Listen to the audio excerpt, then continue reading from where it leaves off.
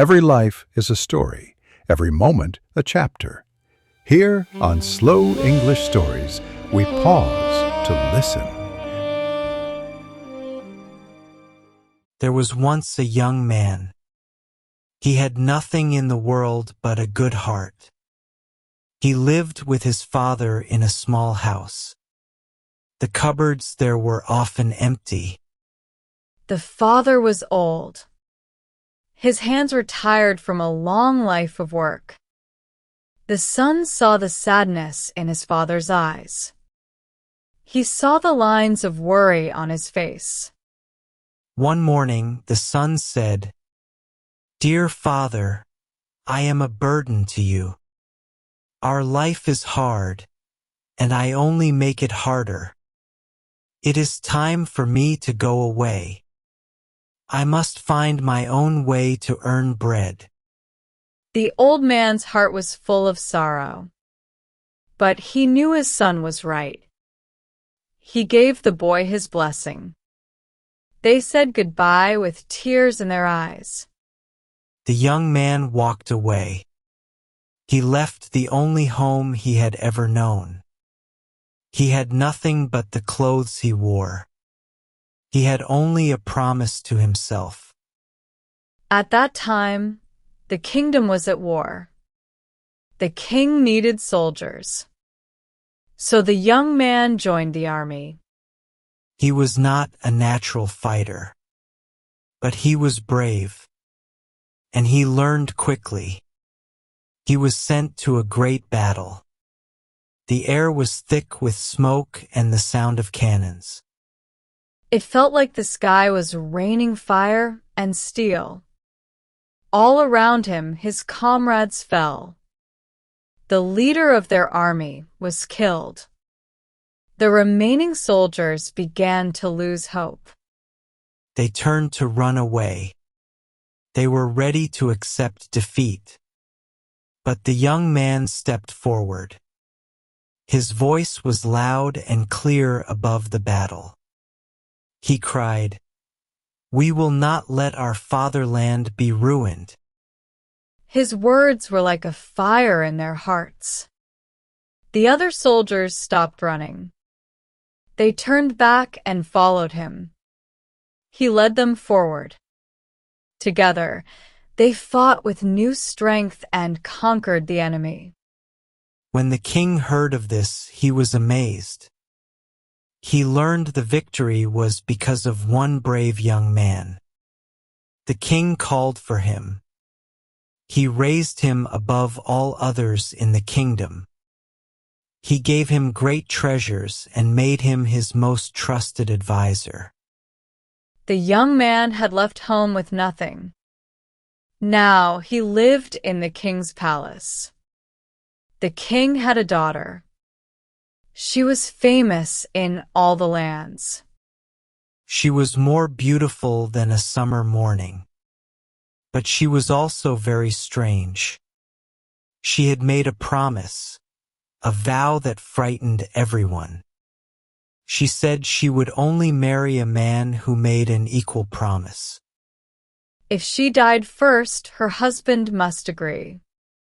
He must be buried alive with her in the royal tomb. She would say, her eyes serious and dark, "If he loves me with all his heart, of what use will life be to him after I am gone?" She, in turn, promised to do the same for him. Because of this dark vow, no prince had dared to ask for her hand. But the young man saw her. He fell in love instantly. Her beauty was so powerful. He forgot all fear and all reason. He went to the king. He asked to marry the princess.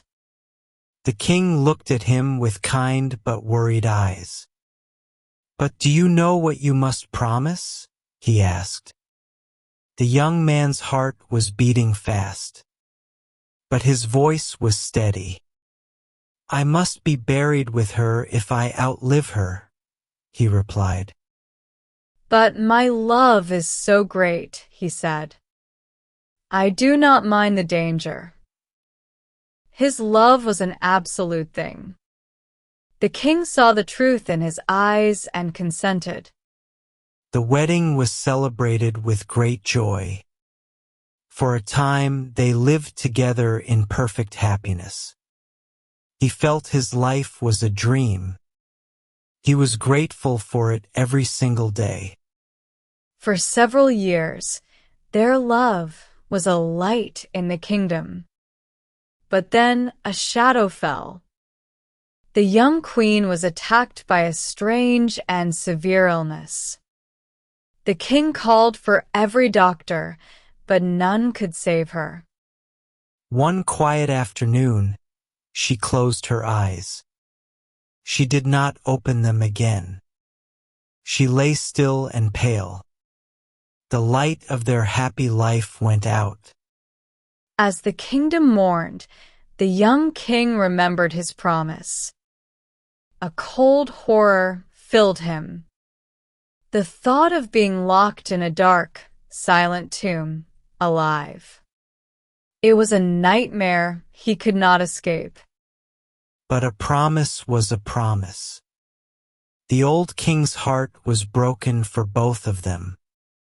He had no choice. He placed guards at all the gates of the palace.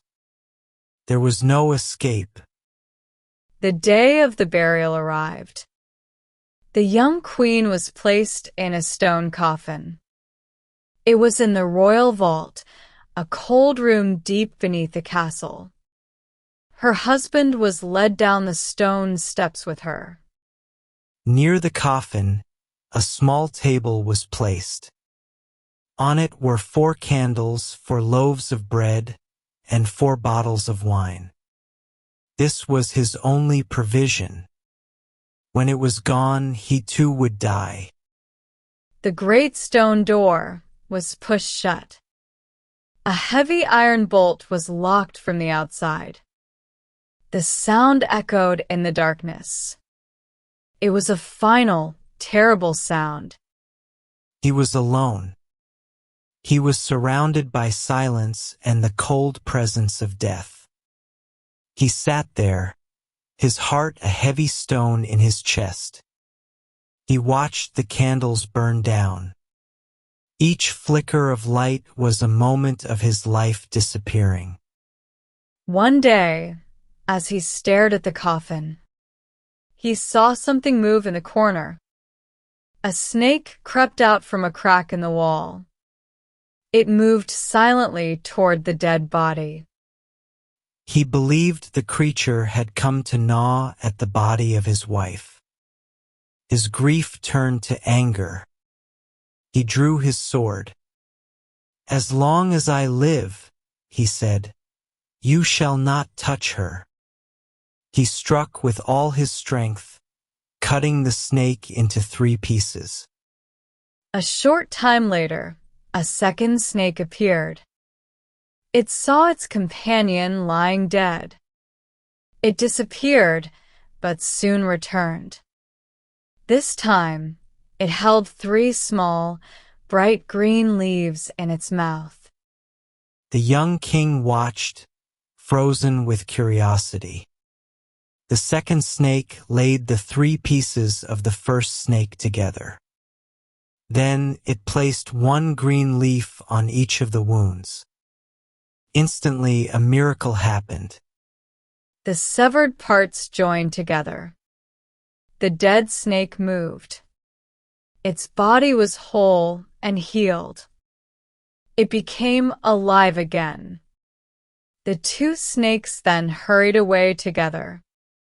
They left the 3 magical leaves behind. The young king's mind had been clouded by grief, but now it was filled with a wild, desperate hope. He thought, could these leaves work on a human? He crawled over and picked them up. He went to his wife's coffin. He looked down at her still, pale face. With great care, he laid 1 leaf on her mouth. He placed the other two on her closed eyes. For a moment, nothing happened. Then he saw it. A faint blush of color returned to her cheeks. The blood began to stir in her veins. Her chest rose as she took a breath. She opened her eyes. God, she whispered. Her voice was weak and confused. Where am I? You are with me, my dear wife, he answered.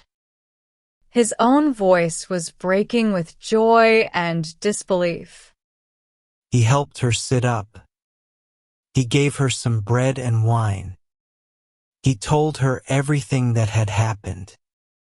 When she was stronger, they went to the great stone door. They knocked and called out loudly. The guards outside heard them. They ran to tell the king. The old king came down himself. He ordered the door to be opened. He saw them both standing there, alive and well. He wept with joy. The young king did a wise thing. He took the 3 snake leaves with him. He gave them to his most loyal servant. "Keep these for me," he said. "Guard them carefully. Who knows when we might need their power again." But the woman who came back was not the same. A great change had come over her. It was as if the magic brought back her body, but not her heart. All the love she once had for her husband seemed to have vanished. Sometime later, the young king decided to make a voyage. He wanted to visit his old father. The queen insisted on going with him. They boarded a great ship with their servants. This included the faithful man who carried the snake leaves. As the ship sailed, the queen's heart grew even colder. She began to spend time with the ship's skipper. He was a man with a hard face and greedy eyes. They spoke in low voices when they thought no one was watching. A wicked idea grew between them. She forgot all the love her husband had shown her. She forgot how he had been willing to die for her. She forgot how he had brought her back from death itself. One night, the young king was asleep in his cabin. The queen quietly called for the skipper. Together, they crept into the room. She took her sleeping husband by the head. The skipper took him by the feet. With a single terrible motion, they threw him out the window. He was thrown into the black, churning sea. He woke for only a moment. He felt the shock of the cold water. Then the waves pulled him under. But their shameful deed had not gone unseen. The faithful servant had seen everything from the shadows. He untied a small boat from the side of the ship. He lowered it silently into the water. He began to row with all his might. He followed the path of the great ship into the darkness. He searched the waves. At last, he found his master's body. It was floating lifelessly in the cold sea. He pulled the body into the small boat. His hands were shaking, but his mind was clear. He reached into his coat. He took out the 3 precious snake leaves. He laid 1 leaf on the mouth and the other 2 on the eyes. For the second time, the magic worked. The young king drew a deep breath and opened his eyes. The servant told him of the queen's terrible betrayal. Grief and anger filled the young king, but also a cold resolve. Together, The master and his loyal servant took up the oars. They rowed day and night. Their small boat flew across the water like an arrow. They reached the kingdom long before the large ship. They went straight to the old king. The king was shocked to see them arrive alone. He listened as his son-in-law told him the story. At first, he could not believe it was possible. But he saw the truth in their faces. The truth will soon be brought to light, the king said. His voice was heavy with sorrow and anger. For now, you must hide in this secret chamber. Wait here until her ship arrives. A few days later, the great ship sailed into the harbor. The guilty queen appeared before her father. She wore a mask of deep sadness. "Ah, dear father," she cried. "My beloved husband became suddenly ill and died." The old king's face was like stone. "I will make the dead alive again," he said. His voice echoed in the great hall.